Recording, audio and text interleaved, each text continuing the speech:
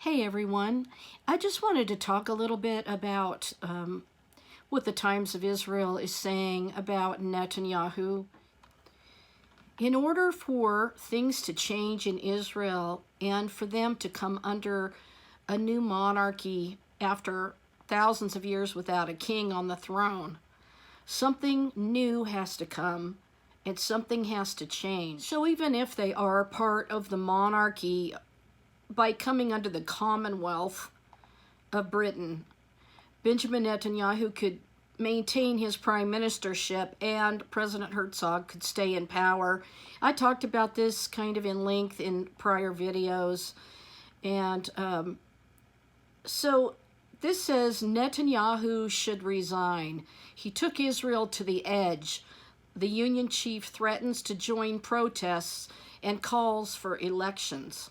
Bar David, the head of the powerful Histadrut labor union, calls on Prime Minister Benjamin Netanyahu to take responsibility for the failure to prevent the October 7th massacres and call elections by the end of the year, warning that the union could join anti-government protests.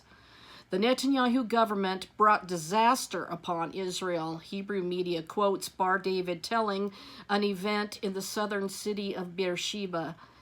He took us to the edge, to a place we should not have been. We're at a dead end and there's only one way out, elections, says Bar David. He should take responsibility for what happened, and then he should decide for himself. If I was prime minister, I would resign. And the union chief calls on Netanyahu to set a date for new elections and warns that the union, which can shut down much of the economy, will join protests if Netanyahu tries to cling to power. The country cannot carry on like this.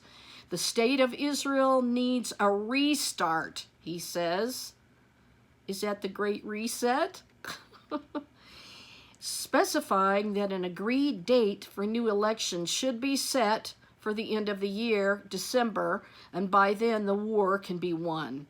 It would be wrong to hold elections now with the war continuing and the dangers of escalation in the north, he says. He adds, we need to build something new. Everyone wants something new for new people to enter politics. We can't continue with this current 120 people in the Knesset who do almost nothing for us. We must have to take to the streets to press for elections, and he warns, I hope that won't be necessary. And if the people, when they vote, want the same coalition, so be it. And if the people want change, there will be change. Even before the war, Israel had gone through the worst year in its history, a year of polarization and divide and judicial revolution. That's setting up for the Sanhedrin. And Bar David says, referring to the coalition's attempt to overhaul the judiciary, and someone turned us into each other's enemy. Someone stirred up sector against the other. The writing was on the wall. He denounces the pre-war focus on the judicial overhaul when Israel should have focused on its external enemies. Bar David also appears to accuse Netanyahu of holding up a deal to free the hostages for political reasons. There is a deadline. We have to free the hostages and reach a deal. If it doesn't happen because it doesn't suit someone politically, then the government will fall apart. Channel 12 quotes him as saying. And according to Ynet, Bar David also told the gathering that he had spoken to Netanyahu and Finance Minister Bezalel Smotrich and urged them to adapt the budget to wartime, including shuttering several largely superfluous government ministries. However, Bar David says that they refused.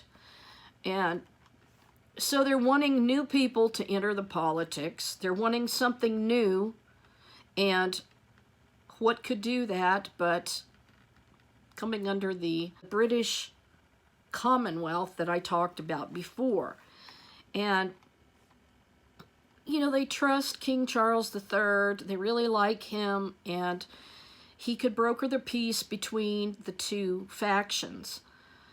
So the very fact that he's calling on new elections is very interesting, in the fact that they want to change and they want something different than what they've been having for the last year, and leading to this massacre event.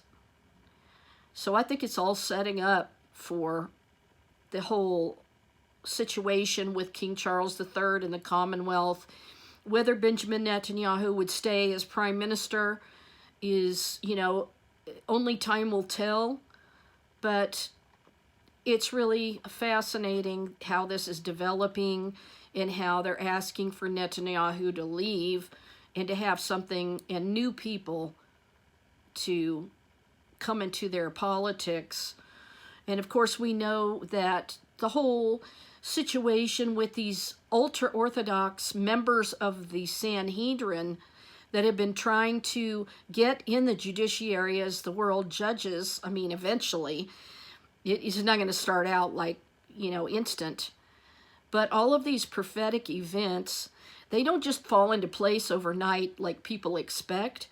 These things are gradual, just like we saw when I was starting to tell you about Jeremiah the prophet, and how he saw the rod of an almond tree and the overturned pot. And then the Lord told him out of the north that this judgment was going to come against Israel.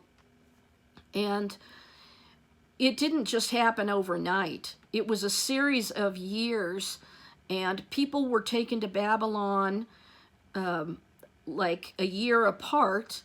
So it didn't just happen overnight. And if you're expecting prophecy to unfold the way you imagine it, it isn't going to happen that way. It's going to happen, in a gradual stage. So setting the stage for this whole, the red heifer ceremony and the king on the throne, all of this is going to be in steps. So it's very interesting that they are calling for Netanyahu to resign. And I think it's really sad that they said that this, this whole situation happened because of just not paying attention. I don't know. The Mossad, their phrase is by way of deception. At least that was their old motto. And there's a lot that's going on behind the scenes.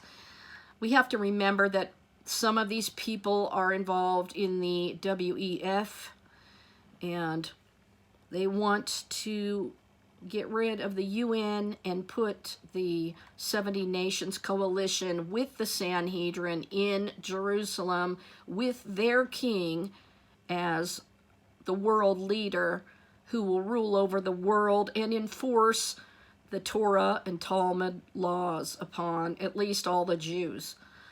So also the Noahide laws that we've talked about.